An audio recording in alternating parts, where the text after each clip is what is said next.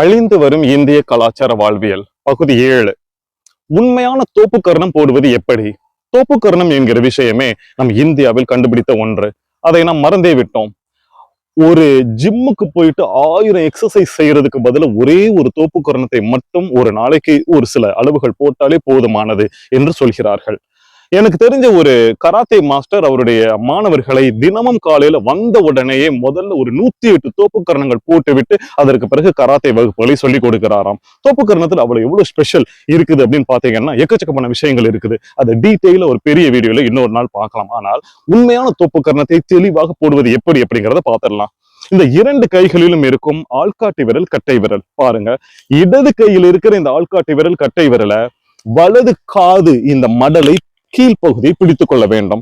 இந்த கை உட்புறமாக இருக்க வெளிப்புறமாக இந்த வலது கையை வைத்துக் கொண்டு அதுல இருக்கிற ஆள்காட்டி விரல், கட்டை விரலை இந்த இடது காது மடலை பிடிக்க வேண்டும். சும்மா தொட்டுட்டு இருக்க கூடாது, கொஞ்சம் இழுத்து பிடிக்கணும். அந்த மாதிரி பிடிச்சிட்டு இப்ப நான் காலுக்கு நான் வருகிறேன். காலை பார்த்தீர்கள் என்றால் இடது கால் குத்த வைத்து நிற்க வேண்டும், வலது கால் இப்படித்தான் இருக்க வேண்டும். வலது 2 கால்களுமே இப்படி இருக்கக்கூடாது.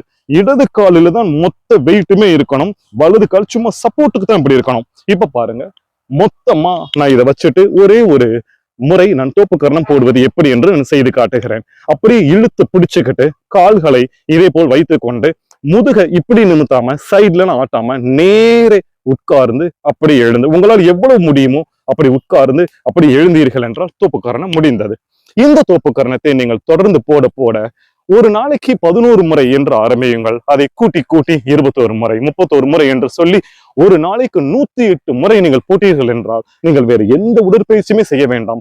உடலில் இருக்கிற எல்லா உறுப்புகளுக்கும், உங்கள் மூளைக்கும், உங்கள் சிந்தனைக்கு தேவையான எல்லா ரத்த ஓட்டமும் சென்று உங்கள் உடலுக்கு வேறு எந்த பயிற்சியுமே வேண்டாம். ஒரு நாளைக்கு அதை நீங்கள் செய்தீர்கள் என்றாலே போதுமானது. அது ஏன் இடது கால்? உங்கள் மொத்த வெயிட்டையும் இடது கால் தான் தாங்க வேண்டும், வலது கால் ஒரு சப்போர்ட்டுக்கு தான் இருக்கணும். இவ்வளவு விஷயங்களை கணித்து அழகான ஒரு உடற்பயிற்சியாக செய்து வைத்தார்கள். அது பிள்ளையார் முன்பு எல்லா விஷயத்தையுமே கோவில்களுக்குள் திணித்து வைத்து விட்டார்கள். என்னன்னா அதுதான் நம்ம இந்திய கலாச்சாரத்துல இருக்கிற ஒரு ஸ்பெஷல். தோப்புக்கரணம்லாம் நம்ம போடுறதே கிடையாது. ஜிம், ஹைட்ராலிக் மிஷின்ஸ் இப்படி நம்ம போயிட்டோம். மறுபடியும் இந்த தோப்புக்கரணம் போன்ற விஷயங்கள் எல்லாம் மீட்டெடுக்க வேண்டும். நம்ம இந்திய குருமார்கள் சொல்லி வைத்த விஷயம். அனைவரிடம் கெஞ்சி கேட்டுக்கொள்கிறேன், தோப்புக்கரணம் நாம் தினசரி போடுவோம். ஓம் நம சிவாய நமக. ப்ளீஸ். நன்றி.